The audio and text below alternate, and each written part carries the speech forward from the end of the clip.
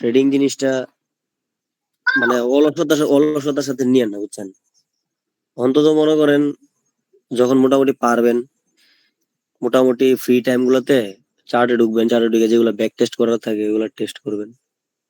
কারণ নাইলে কি হয়, আপনার একটা অলসতা চলে আসে আর কি। এটা কিন্তু আপনার যে পড়াশোনাতে যেমন মানুষ শিখতেছে না, একটা অনীহা থাকে, এটাতে কিন্তু সেম জিনিসটাই হয়, বুঝছেন। আবার দেখা গেছে আপনি যখন ভবিষ্যতে ট্রেড করবেন, মানে দেখা গেছে কিছু টাকা দিয়ে ট্রেড করবেন, বা দেখা গেছে ফান্ডেড অ্যাকাউন্ট যাই আছে, যখন ট্রেড করবেন না, যখন 2-1 দিন উল্টা পাল্টা মার্কেট চলবো, তখন গিয়ে মনে হবে কি জানেন, যে দূর ট্রেড করবোই না, বুঝছেন। এমনও কিন্তু মনে হয়। কিন্তু এই সবকিছু মিলিয়ে দিলেই ধরেন না, যেমন ধরেন কথার কথা, আহ একটা লোক রিক্সা চালায়, ঠিক আছে, বা ধরেন একটা লোকের বৃষ্টি খুব প্রয়োজন, আল্লাহর কাছে দোয়া করতেছে, আল্লাহ তুমি আমার বৃষ্টি দাও, বৃষ্টি দাও, ঠিক আছে, আর বৃষ্টিটা খুব প্রয়োজন। আর একজনের বৃষ্টি দরকার নাই, ঠিক আছে।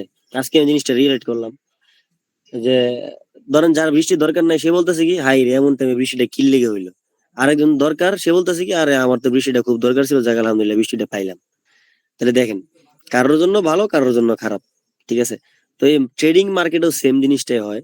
আপনার দেখা গেছে কখনো কখনো মার্কেটে ধরেন, এগুলো তো ডেরিভেটিভ, ডেরিভেটিভ, বুঝছেন না। আপনার ধরেন আপনি ইউএস ডলার, ঠিক আছে, ডোনাল্ড ট্রাম্প ধরেন উল্টা পাল্টাই যে মনে করেন যে ইসরায়েলের সঙ্গ দিতেছে, তো ওদের দেখা গেছে ওদের টাকার মান আস্তে আস্তে কমে দিতেছে, বা কোনো একটা কারণে দেখা গেছে কমে গেল। তা টাকার মান যদি বাড়ে, তাহলে আপনার সম্পদ কিন্তু দাম বাইরা যায়, ঠিক আছে না, সম্পদের মূল্য কিন্তু বাড়ে। যেমন গোল্ড, সিলভার, এগুলো টাইপের জিনিসগুলো কি, এগুলোর মূল্যগুলো বাইরা যায়, কথা বুঝছেন।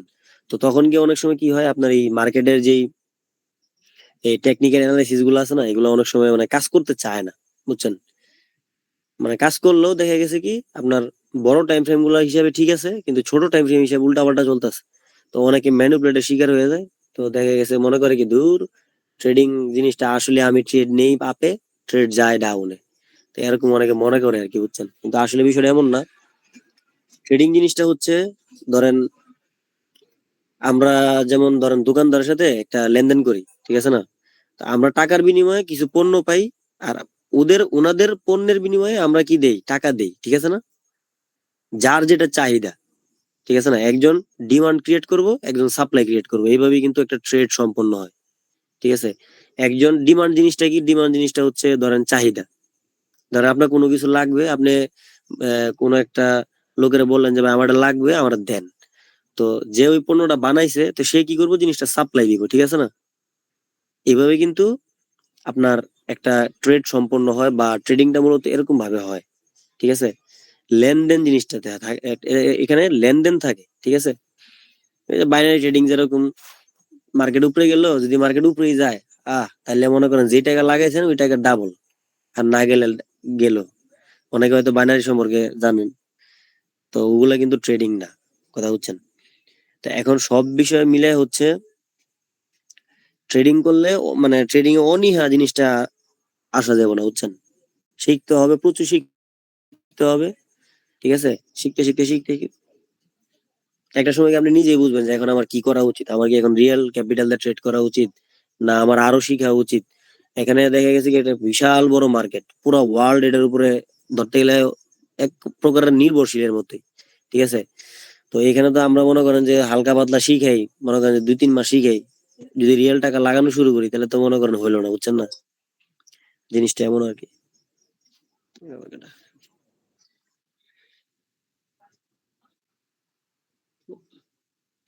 তাহলে এই হচ্ছে কাহিনী, বুঝছেন। আচ্ছা ঠিক আছে, তাহলে আমরা শুরু করি, যে কজন আছি। যদি কারো কোনো প্রবলেম হয় তাহলে আমারে প্রশ্ন করেন, হ্যাঁ, বা কথা বলেন।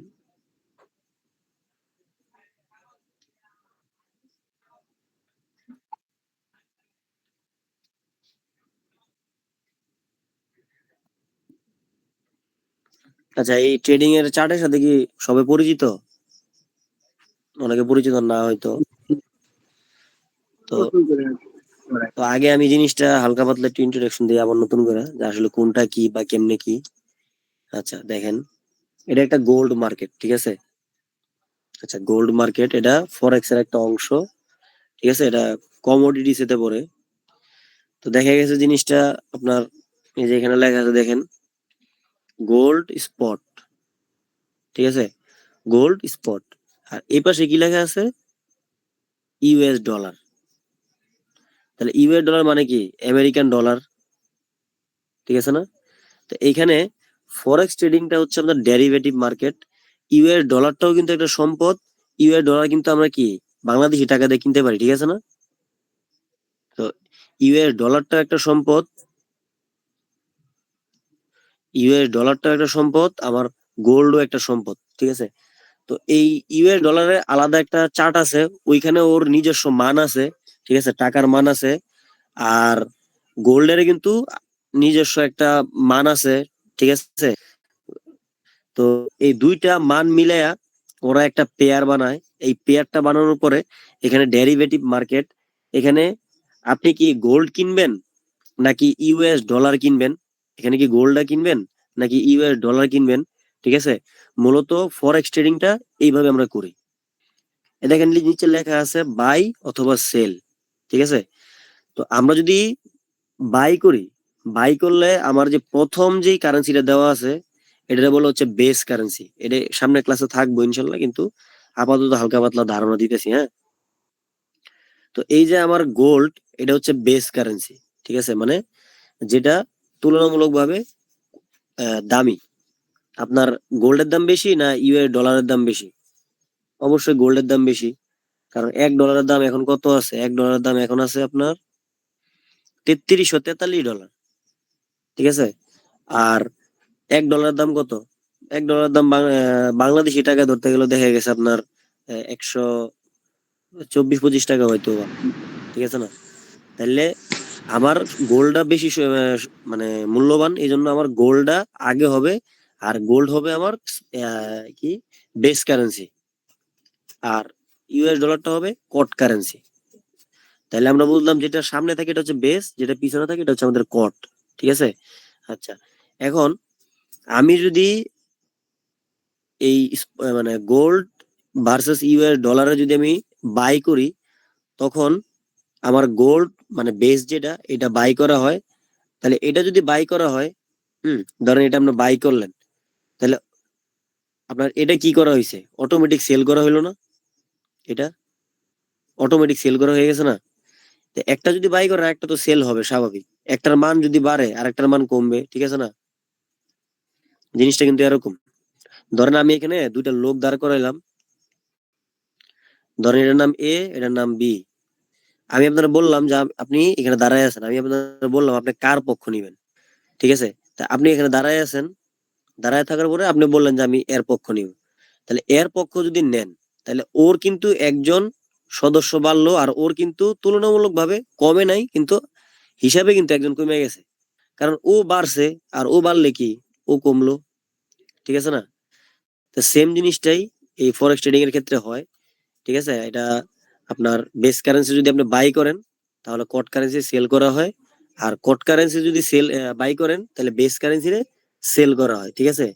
যদিও বিষয়টা একটু হিবিজিবি, এটা আপাতত দরকার নাই। তো আমরা আপাতত খালি হালকা পাতলা একটু পরিচিতি নেই, ঠিক আছে। তাহলে গেল আমাদের বেস কট। এখন এই যে আমাদের এখানে ক্যান্ডেল গুলা আছে, এই ক্যান্ডেল গুলার কাজ কি, ক্যান্ডেল গুলা হচ্ছে একটা নির্দিষ্ট সময়ের জন্য, মানে মার্কেটের, ধরেন গোল্ডের, এটা তো বেস কারেন্সি গোল্ড না, তাহলে গোল্ড মানে গোল্ডের মান কতটুক বাড়ছিল কতটুক কম ছিল, আমরা এই ক্যান্ডেল গুলা দেখে বুঝতে পারি, ঠিক আছে। এই ক্যান্ডেল গুলা দেখে বোঝা যায়। আচ্ছা, একটা জিনিস দেখেন,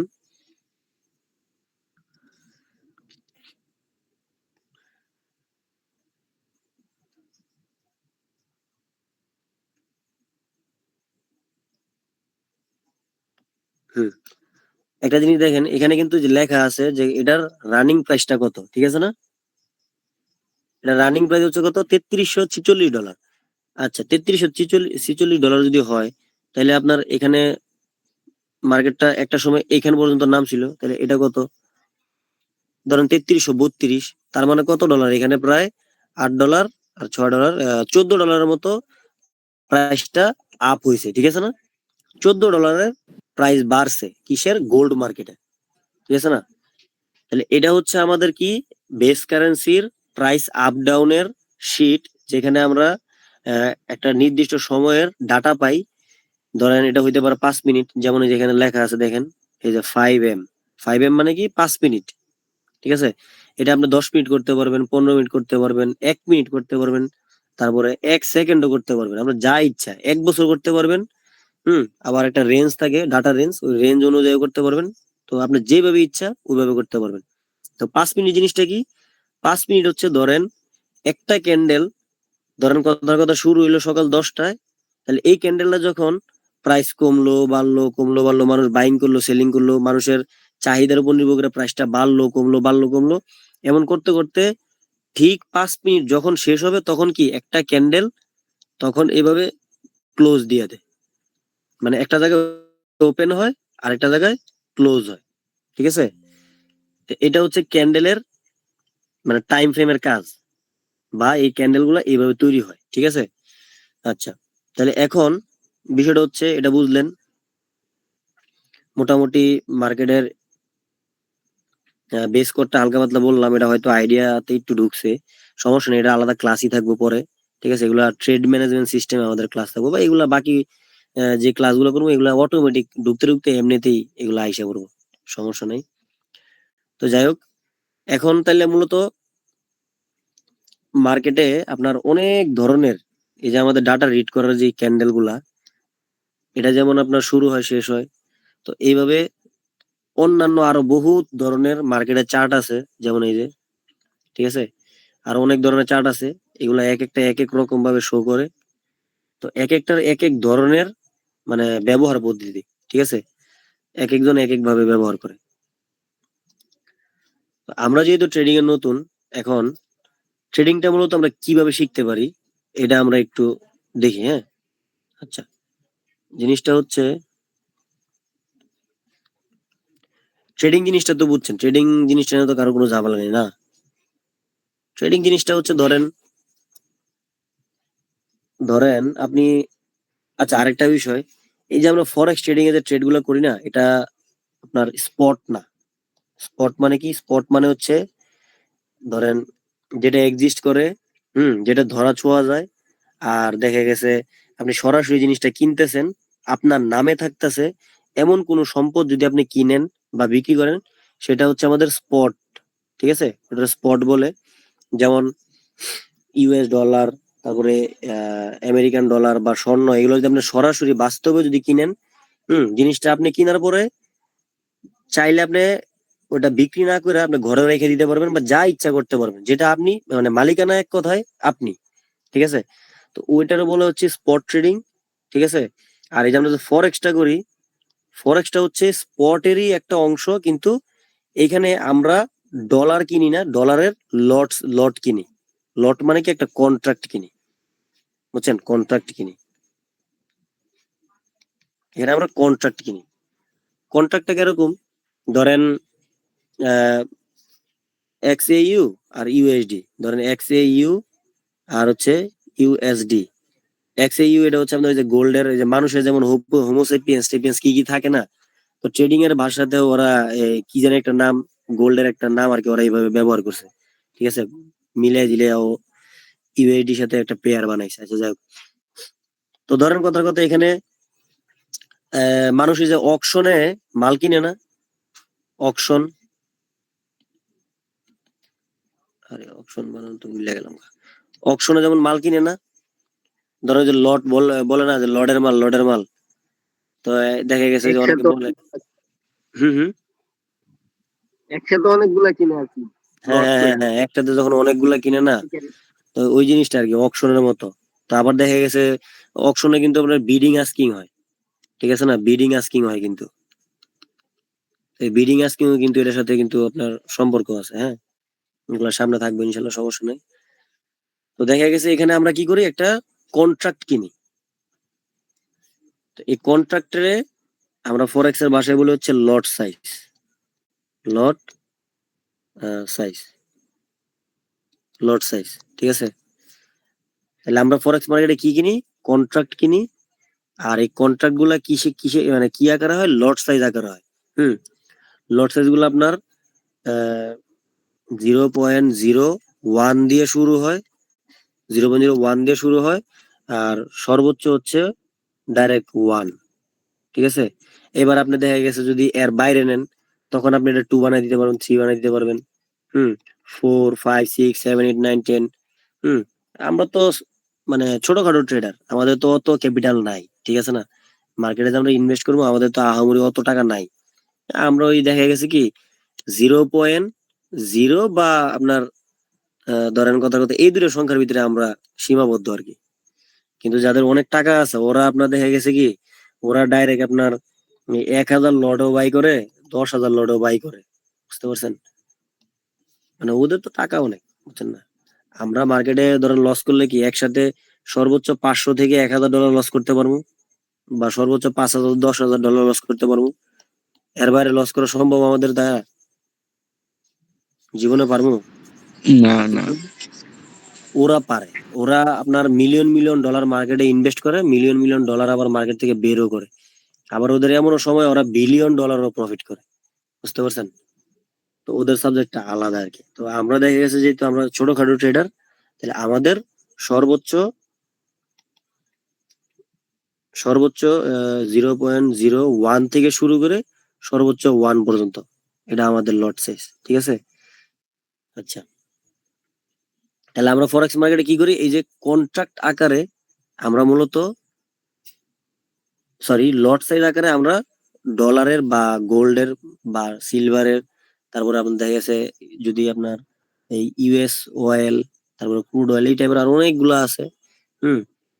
তারপরে ক্রিপ্টোতেও আপনি এভাবেই লট সাইজ দিয়ে কিনবেন। দেখা গেছে আপনি ধরেন ক্রিপ্টো তো ব্লক চেনের মাধ্যমে চলে, এটা তো মনে হয় অনেকে জানেন। ক্রিপ্টোর যে লট সাইজটা আছে না, ওটা একটু আলাদা, এটা সামনে দেখবেন ইনশাল্লাহ, সমস্যা নেই। তো যাই হোক, এখন বিষয়টা হচ্ছে আমরা ফরেক্স মার্কেটে এই কন্ট্রাক্ট গুলা কিনি লট সাইজ আকারে। ঠিক আছে, আমরা সরাসরি ডলার কিনি না, কারণ ডলার তো কখনোই আপনার হইতে পারে না। ঠিক আছে না, কারণ এটা তো আপনি ধরতেও পারতেছেন না, ছুঁইতেও পারতেছেন না, এটা তো জাস্ট ওয়ান লাইনে। ঠিক আছে না, এটা তো ধরতেও পারতেছেন না, ছুঁইতেও পারতেছেন না। ঠিক আছে না, এই জন্য আপনি কি এখানে শুধু কন্ট্রাক্ট কিনতে পারেন। আর এই কন্ট্রাক্ট গুলো আবার কেউ না কেউ সেল করে। ঠিক আছে, এখন কেউ যদি সেল না করে তাহলে আপনি কিনবেন কার থেকে? ঠিক আছে না, আবার আপনি যদি বাই না করেন তাহলে ওরা সেল করবো, মানে যারা সেল করবো ওরা সেল করবো কার কাছে? তো এইভাবে দেখা গেছে কি কেউ সেল করতে চায় আর কেউ বাই করতে চায়। ঠিক আছে, তো এই যা সেল করতে চায় ওরা ওদের কন্ট্রাক্ট গুলা ওদের কাছে চলে যায়, আর ওদের টাকাগুলো ওদের কাছে চলে যায়। ঠিক আছে না, এইভাবে এক্সচেঞ্জ হয়, যেমন আজ আমাদের দারাজ যেরকম আর কি, ওরকম কিছুটা। আচ্ছা যাই হোক, তাহলে এখন মোটামুটি ট্রেডিং এর ইন্টারফেসটা তো বুঝছেন যে আসলে জিনিসটা কি, এটা নিয়ে তো ঝামেলা নাই। আজকে যেহেতু আমরা সবাই মিলে নতুন করে শুরু করছি, আপাতত একটু টুকটাক আলাপ আলোচনা করবো আর কি, সমস্যা নেই। কালকে থেকে ইনশাল্লাহ সঠিকভাবে ক্লাস হবে। ঠিক আছে, আর আচ্ছা আমরা যেহেতু নতুন ট্রেডিং জিনিসটা বুঝলাম, বা লট সাইজ বা কন্ট্রাক্ট আমরা কিনবো, হ্যাঁ সবই ঠিক আছে, ইনভেস্ট করবো, হ্যাঁ এটাও ঠিক আছে, কিন্তু এখানে মেইন জিনিসটা কি, মানে ট্রেডিং করতে হলে মেইন জিনিসটা কি? ট্রেডিং করতে হলে আপনার মেইন জিনিসটা হচ্ছে আপনার অ্যানালাইসিস। মেইন জিনিস হচ্ছে অ্যানালাইসিস। ঠিক আছে, আর এই অ্যানালাইসিসটা যখন আপনি ভালোভাবে পারবেন, হুম কি দিয়ে পারবেন? অবশ্যই আপনার বিভিন্ন কনসেপ্ট থাকতে হবে। ঠিক আছে না, কনসেপ্ট থাকবে। তো এই কনসেপ্ট গুলো আবার আপনি যখন ভালো মতো শিখবেন, যেমন আমরা সামনে কনসেপ্ট শিখবো, ঠিক আছে, আলাদা আলাদা কনসেপ্ট। তো এই কনসেপ্ট গুলো শিখার পরে এইগুলার আবার আপনার ব্যাক টেস্ট করতে হবে। ঠিক আছে, ব্যাক টেস্ট করতে হবে। ব্যাক টেস্ট জিনিসটা কি, ধরেন আহ আপনি জানেন আপনি জানেন যে মার্কেটে কথার কথা, মার্কেট যদি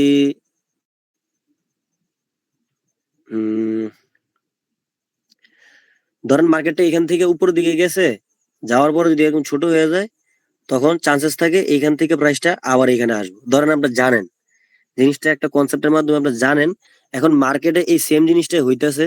হুম তো এটা যে এখান থেকে যে এখানে আসবো, আসলে কি কনসেপ্টটা কাজ করবো কিনা, এটা আপনার লাইভ মার্কেটে তো আমরা বসে বসে ওয়েট করতে হবে, ঠিক আছে না? তো এই ওয়েট না কইরা আপনি ধরতেও পারবেন, নাও ধরতে পারবেন, মানে হইতেও পারে, নাও হইতে পারে, বা আলাদা কোনো সাইকোলজি থাকতে পারে। হুম। তো দেখা গেছে এই জিনিসটা যখন পূর্বে হয়ে আছে অলরেডি, ধরেন এই জিনিসটা অলরেডি আগে কোনো একটা জায়গার ভিতরে ধরেন এইভাবে এভাবে হয়ে আছে অলরেডি, হ্যাঁ অলরেডি হয়েছে, জিনিসটা কাজ করছে। তো আপনি যখন ওইখানে গিয়ে জিনিসটা দেখবেন যে হ্যাঁ, এই যে এইখান থেকে এখানে একটা বাইং মুভ দিছে আমার, দেওয়ার পরে এই যে মার্কেটটা কিছুক্ষণ একটু ছোট্ট হয়ে গেছে, ছোট্ট হওয়ার পরে এই যে মার্কেটটা আসছে, হ্যাঁ তার মানে কনসেপ্টটা কাজ করে। আরো খুঁজবেন, আরো খুঁজবেন, আরো খুঁজবেন, মানে যেটা ঘটে গেছে অলরেডি। হুম। তো যখন আপনি এইভাবে খুঁজবেন,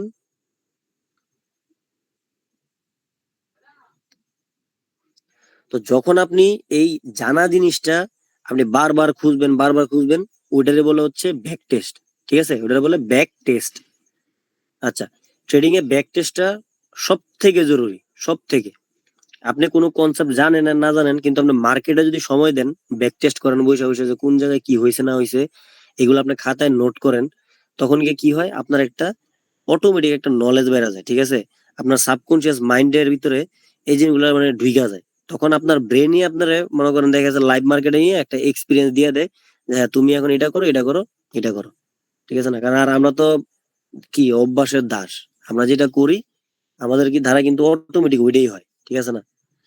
তো এই হচ্ছে কাহিনী। তো আমাদের ব্যাক টেস্টটাতে ফোকাস দিতে হবে, সব থেকে বেশি ফোকাস দিব আমরা এই ব্যাক টেস্টে। ঠিক আছে, এই ব্যাক টেস্ট যখন আমরা মোটামুটি ভালো পারবো, তারপরে আমরা যাবো কি লাইভ টেস্টে, যে জিনিসটা আসলে কাজ করে কিনা, বা মার্কেট আপনি আসলে কতটুকু এখন রিড করতে পারেন, বা আসলে মার্কেট দেখা গেছে আপনার একটা প্রেডিকশন করলেন যে মার্কেট করতে পারে, ওই আসলে ওই জিনিসটা করছে কিনা। ঠিক আছে, তো ওইটাই হচ্ছে আমাদের লাইভ টেস্ট। ঠিক আছে। আচ্ছা, তাহলে এইগুলা গেল। তো লাইভ টেস্টের পরে তো বাকিটা তো বুঝেনি, সরাসরি আপনার ট্রেডে চলে যাবেন আপনি। ঠিক আছে না? ট্রেড ম্যানেজমেন্টে চলে যাবেন। আচ্ছা যাই হোক, তো এখন বিষয়টা হচ্ছে, ধরেন আমরা ট্রেডিং অ্যানালাইসিস করবো। আচ্ছা অ্যানালাইসিস করবো, ঠিক আছে, কিন্তু কি দিয়ে করব? অবশ্যই কোনো না কোনো মাধ্যম থাকতে হবে, বা কিছু না কিছু থাকতে হবে। তো আমরা অ্যানালাইসিসটা করব হচ্ছে, যেহেতু আমরা কোনো একটা মোবাইল বা পিসি বা ল্যাপটপ, ট্যাব বা অনলাইনের মাধ্যমে যখন কোনো একটা চার্ট যখন আমরা রিড করি, তখন ওটা বলা হচ্ছে টেকনিক্যাল অ্যানালাইসিস। ঠিক আছে, টেকনিক্যাল মানে জিনিসটা আমরা টেকনিক্যালি ইউজ করতেছি না, তো ওইটার বলা হচ্ছে টেকনিক্যাল অ্যানালাইসিস। ঠিক আছে, যখন আপনি কোনো একটা ডিভাইসের উপরে নির্ভরশীল, মানে ওইখানে যে প্রাইসটা দেখাইতেছে ওইটার উপরে যখন আপনি নির্ভরশীল হয়ে থাকবেন, হ্যাঁ, তখন ওটা বলা হচ্ছে টেকনিক্যাল অ্যানালাইসিস। ঠিক আছে, ওটা বলে টেকনিক্যাল অ্যানালাইসিস, টেকনিক্যাল অ্যানালাইসিস। আর চোখে ঘুমের উল্টাপাল্টা দেখতেছি। আচ্ছা, ওটা আমাদের টেকনিক্যাল অ্যানালাইসিস। ঠিক আছে। আর যখন আপনি ধরেন চার্টের উপর নির্ভরশীল না হইয়া, আপনি যেহেতু আপনি ট্রেড করতেছেন, ধরেন XAU ইউএসডি। ঠিক আছে, ইউএসডি তে মানে গোল্ড মার্কেট আর ইউএস ডলারের কারেন্সি পেয়ার আপনি ট্রেড করবেন, কথাটা বুঝেন। এখন ধরেন আমেরিকাতে, ধরেন ইরান একটা বোম ফালাইবো। ঠিক আছে, ধরেন একটা বোম ফালাইলে ওরা আর্থিকভাবে প্রচুর পরিমাণে একদম ক্ষতিগ্রস্ত হয়ে যাবে এক কথায়। তাহলে এরা যদি ক্ষতিগ্রস্ত হয়, তাহলে এদের টাকার মান কি বাড়বো না কমবো? কমবে। আমেরিকা কমবে। তাহলে টাকার মান যদি কমে, সম্পদের মান কি হয়? বাড়বো। বাড়বো। তাহলে এই যে আপনি জিনিসটা প্রেডিকশন করলেন, এখন আমেরিকাতে বোমটা ফালাইবো ইরান, আপনি কি অবশ্যই টিভির মাধ্যমে বা অন্যান্য কারোর কাছে না কারোর কাছে শুনছেন, আপনি যাচাই করে দেখছেন, গুগলে গিয়ে সার্চ করে দেখছেন যে হ্যাঁ নিউজটা আসলে সত্য। তো যখন ওই সম্পদের আপনি ভিতরগত অবস্থাটা আপনি যখন জিনিসটা মানে অ্যানালাইসিস করবেন, তখন ওটা বলা হচ্ছে ফান্ডামেন্টাল অ্যানালাইসিস। ঠিক আছে, ফান্ডামেন্টাল অ্যানালাইসিস, ওটা বলে ফান্ডামেন্টাল অ্যানালাইসিস। ঠিক আছে। আরেকটা আছে সেন্টিমেন্টাল। তো অনেকে এটা মনে করে কি, যে এই যে আপনার দেখা গেছে টেকনিক্যাল আর ফান্ডামেন্টাল মিলে আপনি অ্যানালাইসিস করে যে ট্রেডটা নিতেছেন, তা আমাদের তো আহামরি অনেক বড় সড়ো অ্যামাউন্ট নাই। হুম। তো দেখা গেছে আমরা চাইলে মার্কেটে বড় বড় বাইং বা বড় বড় সেলিং গুলা করতে পারি না। ঠিক আছে না? তো মার্কেটে বড় বড় যে বায়াররা আছে সেলাররা আছে ওরা কখন ট্রেড নেয় ওই কনসেপ্ট গুলাই তো আমরা শিখার ট্রাই করি বা ব্যাক টেস্ট করি লাইভ টেস্ট করি যাই করি, ঠিক আছে না? তো আমরা ওদের উপর নির্ভরশীল। তো ওরা আবার কি করে, ওরা আবার আমাদের উপর নির্ভরশীল কিভাবে, আমরা যে ট্রেড গুলা নেই তো ওরা আবার আমাদের ওই অর্ডার গুলা কিনা নেয়। যখন ওদের কিনার লাগে তখন ওরা কিনা নেয়, আর যখন সেল করা মানে বিক্রি করা লাগে তখন ওরা বিক্রি করে দেয় আমাদের কাছে, ঠিক আছে? তো সিস্টেমটা হচ্ছে এরকম। তো ওইভাবে যখন ওরা মার্কেটে ম্যানিপুলেট করে বা আমাদের ছোটখাটো চিন্তা ভাবনা যখন চলে তখন ওটা বলে সেন্টিমেন্টাল, তখন ওটা বলে হচ্ছে সেন্টিমেন্টাল, ঠিক আছে? সেন্টিমেন্টাল অ্যানালাইসিস এটা দরকার নাই আপাতত। আপাতত শুধু এটা জানেন যে আমাদের ফান্ডামেন্টাল যেটা হচ্ছে একটা সম্পদ বা কোনো একটা কোম্পানির যখন আপনি অভ্যন্তরীণ অবস্থানগুলো যখন অ্যানালাইসিস করবেন বা যাচাই বাছাই করবেন তখন ওটা আমাদের ফান্ডামেন্টাল অ্যানালাইসিস।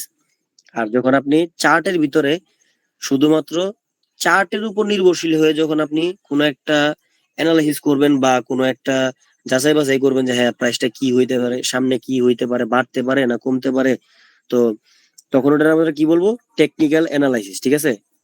আমরা কিন্তু মূলত টেকনিক্যাল ইউজারই, কারণ আমরা এই যে ধরেন কথার কথা আমি এই যে চার্টে ঢুকলাম, এই যে চার্টে ঢুকলাম এখানে কি আছে, এখানে টেকনিক্যালি কিন্তু আমি জিনিসটা ব্যবহার করতেছি। আমি চার্টের প্রাইজের উপর নির্ভর করে প্রাইজের উপর নির্ভরশীল হয়ে কিন্তু আমি একটা প্রেডিকশন করতেছি, ঠিক আছে না? আর যদি কোনো নিউজ থাকে তখন আমি জিনিসটা নিউজ অ্যানালিসিস করলাম, ঘুরে ফিরে কিন্তু আমার এই টেকনিক মানে এইখানেই করতে হইতাছে, ঠিক আছে না? আর প্রাইসটা কিন্তু আমার এই যে চার্টের ভিতরে যা যা হইছে এটার ভিতরে কিন্তু সীমাবদ্ধ থাকবো, যতই নিউজ আসুক এটার ভিতরেই সীমাবদ্ধ থাকে, এটা বাইরে না, ঠিক আছে না? দেখা গেছে একটা নিউজ আসলো একবারে হুট করে একবারে অনেক বড় সড়ো লস হয়ে গেলো বা অনেক বড় সড়ো প্রফিট হয়ে গেলো, বিষয়টা এরকম হয় না। তো এটার পিছনে বহুত সাইকোলজি থাকে, এটা আমরা আস্তে ধীরে শিখবো, ঠিক আছে? আচ্ছা, তাইলে এখন বিষয়টা হচ্ছে যেহেতু আমরা টেকনিক্যাল ইউজার তাহলে আমাদের টেকনিক্যালি আমরা ফোকাস দিব, ঠিক আছে?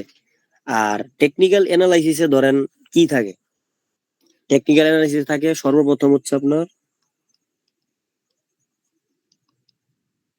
টেকনিক্যাল অ্যানালাইসিসে সর্বপ্রথম থাকে হচ্ছে আপনার প্রাইস অ্যাকশন বা এটা মেইন, এক কথায় টেকনিক্যাল অ্যানালাইসিসের মেরুদণ্ড বলতে পারেন প্রাইস অ্যাকশন, ঠিক আছে? মানে মূল্যের উপরে যে আপনি অবস্থানটা নিবেন বা অবস্থানটা নিবেন, তো এটাই আমাদের প্রাইস অ্যাকশন। এটা আপনার ট্রেডিং এর মানে পুরো টেকনিক্যাল অ্যানালাইসিস মেরুদণ্ডই ধরতে পারেন, কারণ ট্রেডিং এ যাই আছে এই প্রাইস অ্যাকশনের উপরই আছে, ঠিক আছে? আর মানে ম্যাক্সিমাম লোকেরা এই প্রাইস অ্যাকশনের উপরে বেস করে ট্রেড দেয়, ঠিক আছে?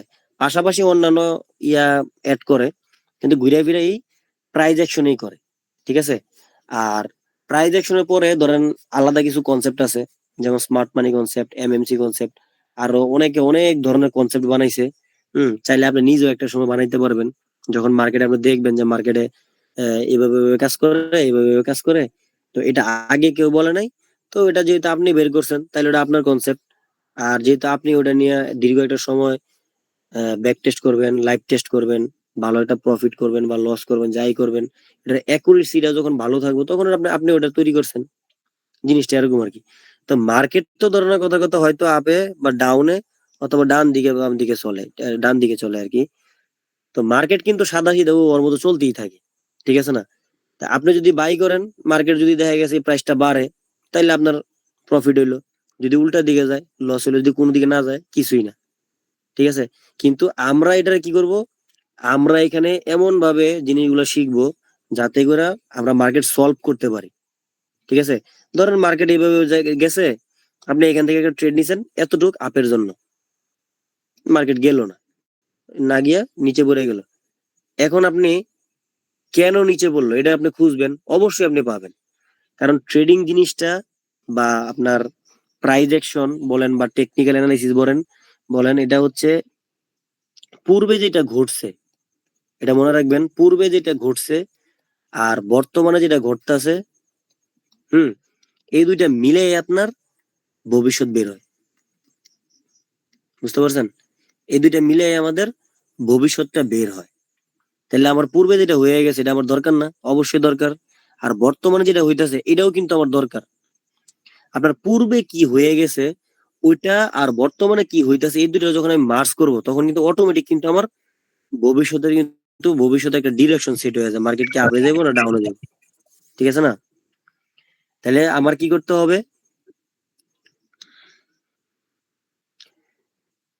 হুম, তাহলে আমার কি করতে হবে? আমার এই প্রাইস অ্যাকশনটা ভালোভাবে শিখতে হবে। আর দেখা গেছে আপনার চার্ট যেহেতু সাদা সিধা, কিন্তু চার্টের মানে বিহাইন্ডে যারা আছে, মানে যারা মূলত বড় বড় ট্রেডার, ওদেরকে বলে হচ্ছে স্মার্ট মানি আর কি, স্মার্ট মানি বলে ওদেরকে, ঠিক আছে? এক কথায় ওদেরকে স্মার্ট মানি বলে। আর আমরা কি, আমরা হচ্ছে রিটেইলার, আমরা হচ্ছে রিটেইলার ট্রেডার, ঠিক আছে? আর ওরা হচ্ছে স্মার্ট মানি ট্রেডার। ওদের কাছে অনেক বড় বড় ক্যাপিটাল আছে, ওদের কাছে অ্যানালাইসিস আছে, ওদের কাছে ধরেন পর্যাপ্ত পরিমাণ ডিভাইস আছে, বা যা লাগে তথ্য মথ্য যা আছে সবকিছু ওদের হাতে আছে, ঠিক আছে? এই জন্য ওদেরকে বলে স্মার্ট মানি ট্রেডার। আর আমরা হচ্ছি রিটেইলার ট্রেডার, ঠিক আছে, ছোটখাটো। আচ্ছা, যাই হোক, তাহলে আমরা প্রাইস অ্যাকশন শিখবো। প্রাইস অ্যাকশন শিখার পরে আমার মোটামুটি মার্কেট কিভাবে রিড করতে হয় আমি মোটামুটি ওটা বুঝে যাবো, ঠিক আছে? মার্কেটের স্ট্রাকচার ম্যাপিং, তারপরে আপনার সাপ্লাই ডিমান্ড, তারপরে ধরেন আরো যেগুলো আছে এগুলো আপনি মোটামুটি শিখে গেলে তখন গিয়ে মার্কেট মোটামুটি আপনি রিড করতে পারবেন, মানে মার্কেট দেখতে পারবেন অন্তত, হ্যাঁ মার্কেট এখন কি হইতে পারে বা কি হইতেছে। আইডিয়ালি আপনি যখন মার্কেট রিড করতে পারবেন, এখন এই প্রাইস অ্যাকশনের উপরে বেসিস করে যে আমরা যে ট্রেড গুলা নেই, আবার আমাদের ট্রেড গুলা ওই যে একটু আগে বলছিলাম যে আমরা সেল করি, কিনে কারা? এই স্মার্ট মানিরা। আবার আমরা বাই করি, কিনে বিক্রি করে কারা? এই স্মার্ট মানি, ঠিক আছে না? তার মানে ওরাই সেল করলো আমাদের কাছে, আবার আমরা যখন বিক্রি করে দিব তখন আবার কি আমাদের কাছে ওরা কিনে নিতেছে, ঠিক আছে না? তো মার্কেটে স্মার্ট মানি আর আপনার রিটেল ট্রেডারের মধ্যে কি হয়, একটা প্রতিযোগিতা হয় আর কি, বুঝতে পারছেন? কিছুটা প্রতিযোগিতা হয়। আর মার্কেটে থাকে হচ্ছে দুই ধরনের সাইড, একটা হচ্ছে বাই সাইড, একটা হচ্ছে সেল সাইড। বায়াররা বাইং করলে মার্কেট আপের দিকে যায়, সেলাররা সেল করলে মার্কেট সেলিং এর দিকে যায়, ঠিক আছে? যাই হোক, তাহলে আমার প্রাইস অ্যাকশন আমি যখন শিখে ফেলবো, প্রাইস অ্যাকশন শিখার পরে আমার ফোকাস দিতে হবে স্মার্ট মানি কনসেপ্টে। স্মার্ট মানি কনসেপ্ট, এসএমসি বলে যেটা। তো এটা যদি আপনি মোটামুটি শিখেন তাহলে আপনি বুঝতে পারবেন যে মার্কেট, এই যে আপনার প্রাইস অ্যাকশনটা আছে ওই প্রাইস অ্যাকশনের উপরে কাজে লাগায়া এই স্মার্ট মানি কোন জায়গাতে কিনবো আর কোন জায়গাতে কিনবো না, এটা একটা সম্ভাবনা আপনি পাবেন। আর রানিং যে ক্যান্ডেল গুলো হবে বা রানিং এ যে মুভমেন্ট গুলো হবে, এই মুভমেন্ট গুলো আপনি দেখলে বুঝতে পারবেন যে মার্কেটে কি বড় বড় ট্রেডাররা কি এন্ট্রি নিতেছে, না ছোটখাটো মানে ছোটখাটো রিটেলার ট্রেডারদের দ্বারা এই মার্কেটে মানে ধরেন মার্কেট চলতেছে আর কি, আপনি তখন বুঝতে পারবেন। তো যখন দেখবেন এরকম বড় বড় মুভ দিতেছে, এটার তুলনায় এটা কিন্তু হিউজ, ঠিক আছে না? তো যখন আমি বুঝবেন তাহলে আপনি দেখলে বুঝতে পারবেন যে এই যে স্মার্ট মানি ঢুকছে, ঠিক আছে? আর যখন এইভাবে চলবো তখন কি স্মার্ট মানি নাই, রিটেলাররা বাই করতেছে বা সেল করতেছে, ঠিক আছে, একই জায়গায়। আচ্ছা, তাহলে স্মার্ট মানি যখন আমরা ভালো মতো শিখবেন তখন স্মার্ট মানির একটা অংশ যেটা হচ্ছে আইসিডি বলে। হুম, আইসিডি মূলত ওই এই কনসেপ্ট যে বাইর করছে, হুম, ওনার মানে একটা ইউটিউব চ্যানেলের নাম আর কি। আইতে হচ্ছে ইনার, সিতে হচ্ছে সার্কেল, টিতে হচ্ছে ট্রেডার। আহ এটা কেন জিনিসটা এরকম আমি বলি। এই যে বললাম না যে আমরা সেল করলে তারা কিনে, আবার আমরা বাই করলে তারাই সেল করে। তো তারা সবসময় প্রফিট করে, আর আমরা কি করি? সবসময় লসই করি। যদি তাদের সঙ্গে যদি কিনতে পারি বা তাদের সঙ্গে চলতে পারলে তাহলে মোটামুটি আমাদের আমরা প্রফিটেবল। আর যদি উল্টার দিকে যাই তাহলে আমরা লস, ঠিক আছে না? লসের খাতায় মনে করেন যে আমাদের নাম থাকবে। তো এখন ধরেন আমরা তো একটা সার্কেলের ভিতরে বন্দি, আমরা চাইলেই কি কিছু করতে পারি না। আমরা একটা একটা ধরেন একটা সার্কেলের ভিতরে সীমাবদ্ধ, এক কথায়। তো উনি ওটার থেকে এই নামটা দিছে যে দা ইনার সার্কেল ট্রেডার, ঠিক আছে? ওনার ইউটিউব চ্যানেলের নাম সার্চ দিন, দা ইনার সার্কেল ট্রেডার, আইসা করবো। আচ্ছা, তাহলে এই মূলত এই দুইটা জিনিস যদি আপনি শিখেন তাহলে আপনি মার্কেটে মনে করেন যে এভারেজে ব্যাকটেস্ট ম্যাকটেস্ট সবকিছু করলে আপনি মোটামুটি আপনার মার্কেটে 50 থেকে 60% একটা অ্যাকুরেসি থাকবে। 60% একটা অ্যাকুরেসি থাকবে মার্কেটে। দেখা গেছে মার্কেটে ট্রেড নিছেন, মার্কেটে মোটামুটি ভালো একটা প্রফিট থাকে, লস হয়। ট্রেডিং মার্কেটে সবারই লস হয়। ট্রেডিং এর জগতে সবারই লস হয়, ঠিক আছে? কারণ আমরা তো স্মার্ট মানি না, সবার লস হয়। কিন্তু লসটা আপনার কভার হয় কিভাবে, এই জিনিসটা একটু দেখাই। ধরেন আপনি এতটুকু একটা লস করছেন, এতটুকু একটা লস করছেন, আর ধরেন এতটুকু একটা লস করছেন, আর একটা এতটুকু লস রাইখা আপনি ধরেন প্রফিট পাইছেন এতটুকু। উম,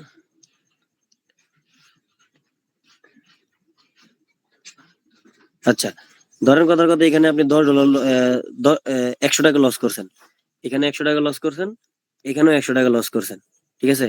তার মানে একটা লস, দুইটা লস, তিনটা লস টানা আপনি করছেন। করার পরে ধরেন 4 নাম্বারে গিয়া এই ট্রেডটা আপনার একদম ফুল ফিল হয়েছে, পাস করছেন। তখন আপনার কি হলো, এই $100 100 টাকা লসের আইকে যে আপনি প্রফিট করছেন ধরেন 1:3, 1:3, ঠিক আছে? তার মানে 100 টাকা লস করলে আপনার এখানে প্রফিট আসবে কত? এটা 3 গুণ, মানে লসের 3 গুণ, ঠিক আছে? তার মানে 300 টাকা। তাহলে আপনি এখানে 300 টাকা প্রফিট করলেন। তাহলে দেখেন, আপনি 3টা ট্রেড লস করে জাস্ট একটা ট্রেড প্রফিট করে ঘুরে ফিরে কি আগের জায়গাতেই আছেন, ঘুরে ফিরে ওই আগের জায়গাতেই আছেন, ঠিক আছে? আপনার লসও হয়েছে আপনার 300 টাকা, আর প্রফিট হয়েছে আপনার 300 টাকাই।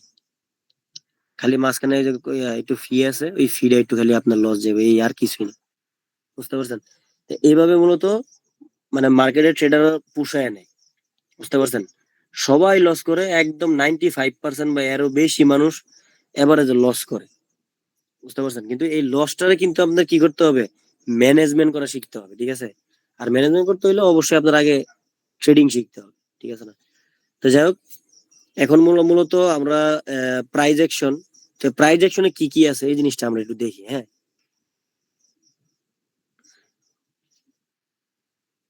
প্রাইজ অ্যাকশনে আছে হচ্ছে,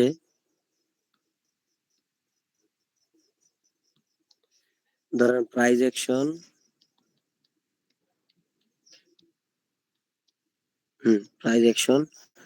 প্রাইজ অ্যাকশনে আছে হচ্ছে আপনার প্রথমে ধরেন মার্কেটে ক্যান্ডেল খুবই গুরুত্বপূর্ণ।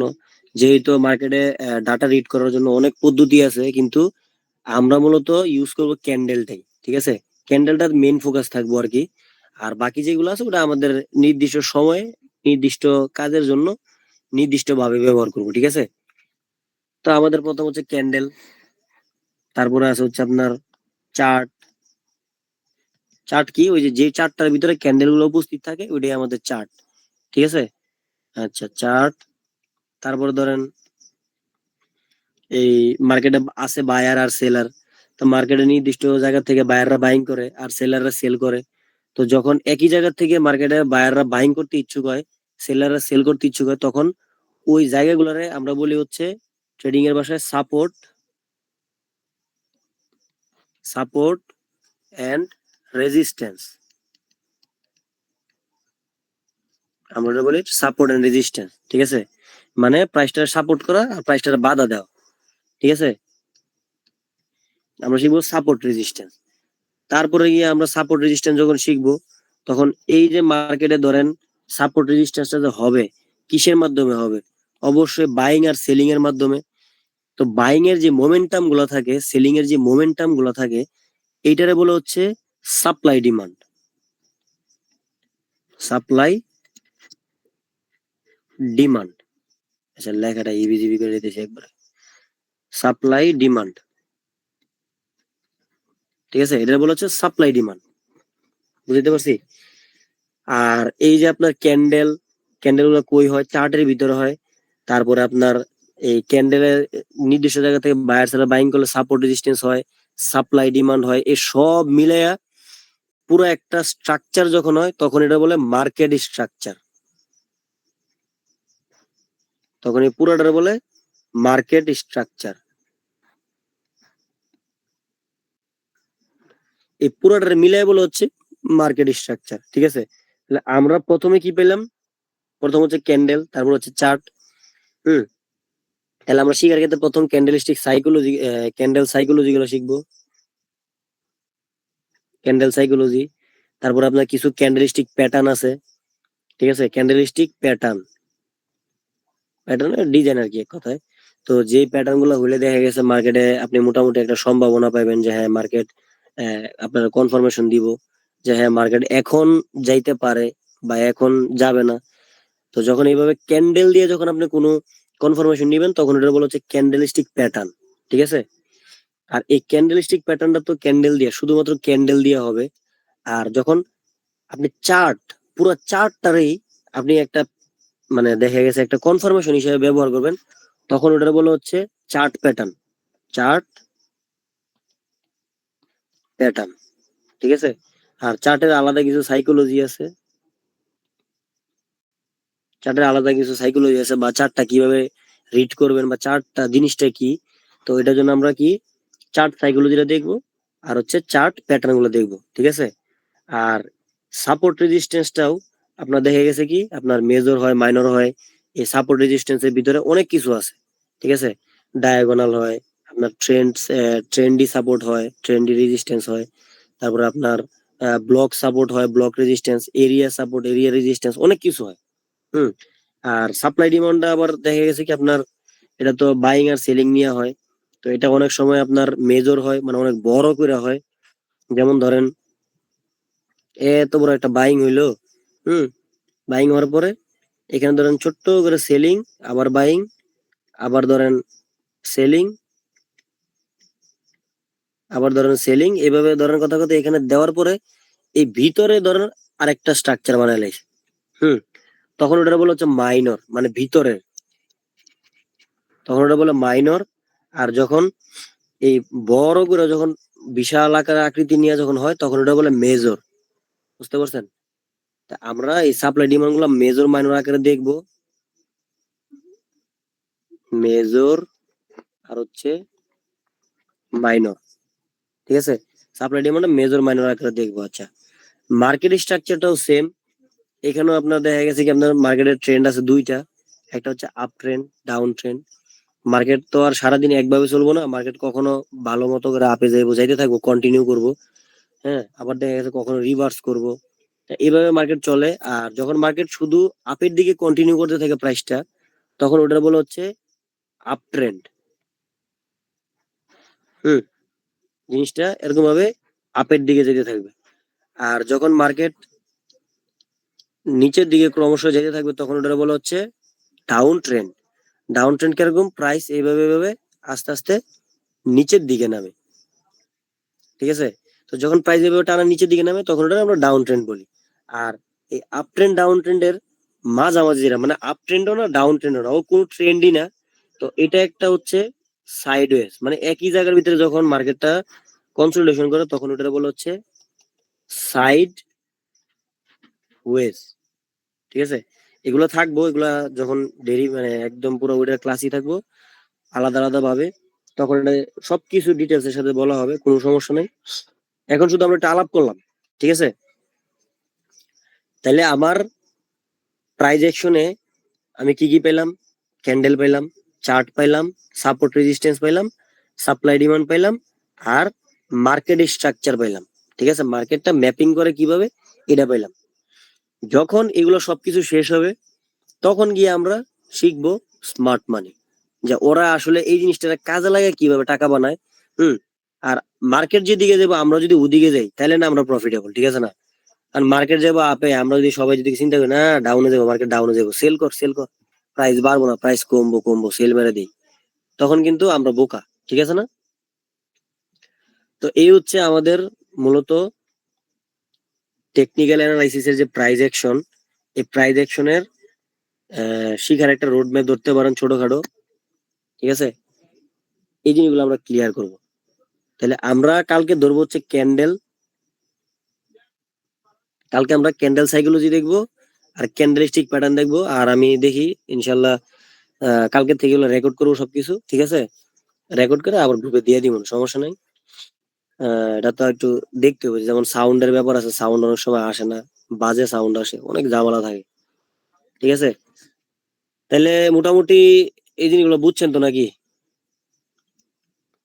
হ্যাঁ মামা, কিছুটা অনেকে বোঝা তো একটু গেছে। নতুন হয়। বিজি বিজি লাগবে। শামিক ভাই, তো দেখা গেছে যে এই জিনিসগুলো মনে বাসায় করেন আছেন ঘুরে ফিরে ভাই? বারবার কারণ আমরা তো দেখা গেছে ট্রেডিং করলে সারা বছর সারা জীবন তো এইগুলা নিয়ে পড়ে থাকবো, ঠিক আছে না? তো এখন দেখা গেছে তো আহামরি প্যারা নেওয়ার কিছু নাই, এই জিনিসগুলো আস্তে আস্তে আস্তে আস্তে শিখবো, ঠিক আছে? তবে একটা জিনিস একটু ট্রাই করবেন, যে জিনিসটা আমি দিমু ওটা যদি নোট করতে দেই খাতায় নোট করবেন, দেখা গেছে ওটা আবার গ্রুপে শেয়ার করবেন। হুম, সবারটা সবাই শেয়ার করবেন। আর কেউ যদি ভুল হয় আরেকজন আবার বলবেন যে ভাই আপনার মনে হয় এটা ভুল হইতেছে। তো এইভাবে বন্ডিং তৈরি করবেন, ঠিক আছে? আর দেখা গেছে আপনার আমি তো আছি, তো এইভাবেই সবাই মিলা দিলা শিখবো ইনশাল্লাহ, ঠিক আছে? জি আর মামা একা ইনশাল্লাহ। একার দ্বারা কখনো কোনো কিছু সম্ভব হয় না, একা কখনোই কিছু হয় না, ঠিক আছে? তো আজকের মতো ক্লাস এখানে শেষ করি, হ্যাঁ? আরো অনেক বেসিক, মানে বেসিক তো কিছু বলি নাই, বেসিক অনেক কিছু বাকি আছে, ঠিক আছে? তো এগুলো আস্তে আস্তে ক্লাসের ফাঁকে ফাঁকে ফাঁকে ফাঁকে আলাপ করে করে জিনিসগুলো ক্লিয়ার করবো আমরা ইনশাল্লাহ, হ্যাঁ? কারণ আমরা তো বেসিক আমাদের ওই যে ধরেন কথার কথা ওই রাজা রানীর কিচ্ছা তো আমাদের দরকার নাই। রাজা রানীর কিচ্ছা আমরা ফাঁকে ফাঁকে যখন অবসর সময় থাকবো তখন আমরা শিখবো, ঠিক আছে?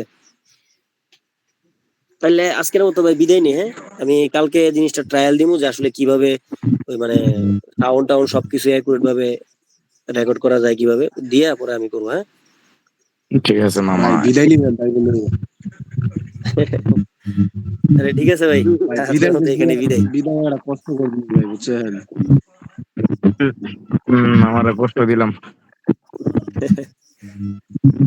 আচ্ছা, আপনাকে সবার মুরব্বি এখানে, বুঝছেন? এই সিবাত মামা আমার মামা, সবার মুরব্বি।